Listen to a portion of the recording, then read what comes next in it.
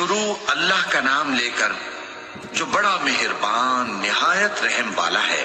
جو چیز آسمانوں میں ہے اور جو چیز زمین میں ہے سب اللہ کی تسبیح کرتی ہے، اسی کی سچی بادشاہی ہے اور اسی کی تعریف ہے، اور وہ ہر چیز پر قادر ہے۔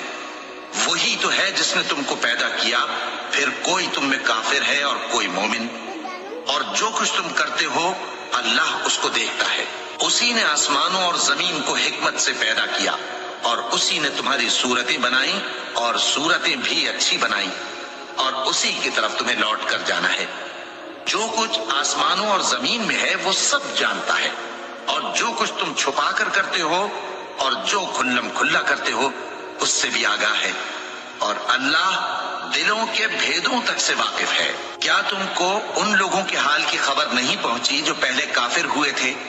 تو انہوں نے اپنی کرتوت کی سزا کا مزہ چکھ لیا، اور ابھی دکھ دینے والا عذاب اور ہونا ہے۔ یہ اس لیے کہ ان کے پاس پیغمبر کھلی نشانیاں لے کر آتے تو وہ کہتے کہ کیا ایک آدمی ہمیں ہدایت کرے گا؟ تو انہوں نے ان کو نہ مانا اور منہ پھیر لیا، اور اللہ بھی بے نیاز ہو گیا، اور اللہ بے نیاز ہے، لائق حمد و ثنا ہے۔ جو لوگ کافر ہیں ان کا اعتقاد ہے کہ وہ دوبارہ ہرگز نہیں اٹھائے جائیں گے۔ کہہ دو کیوں نہیں؟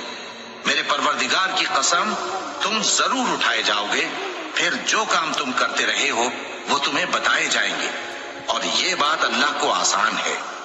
تو اللہ پر اور اس کے رسول صلی اللہ علیہ وآلہ وسلم پر اور اس نور یعنی قرآن پر جو ہم نے نازل فرمایا ہے ایمان لاؤ، اور اللہ تمہارے سب اعمال سے خبردار ہے۔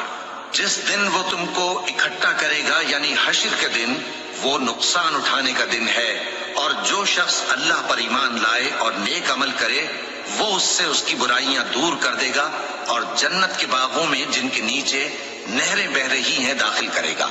وہ ہمیشہ ہمیشہ ان میں رہیں گے، یہی بڑی کامیابی ہے۔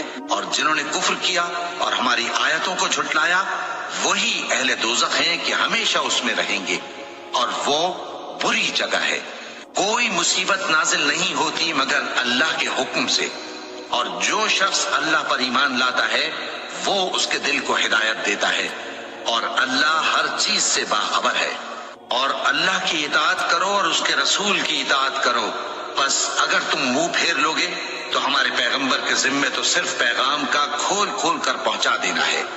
اللہ جو معبود برحق ہے اس کے سوا کوئی عبادت کے لائق نہیں، تو مومنوں کو چاہیے کہ اللہ ہی پر بھروسہ رکھیں۔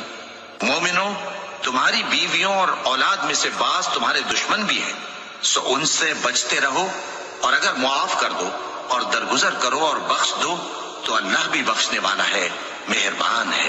تمہارا مال اور تمہاری اولاد تو آزمائش ہے، اور اللہ کے ہاں بڑا اجر ہے، سو جہاں تک ہو سکے اللہ سے ڈرو اور اس کے احکام کو سنو اور اس کے فرمانبردار رہو، اور اس کی راہ میں خرچ کرو، یہ تمہارے حق میں بہتر ہے۔ اور جو شخص طبیعت کے بخل سے بچایا گیا تو ایسے ہی لوگ راہ پانے والے ہیں۔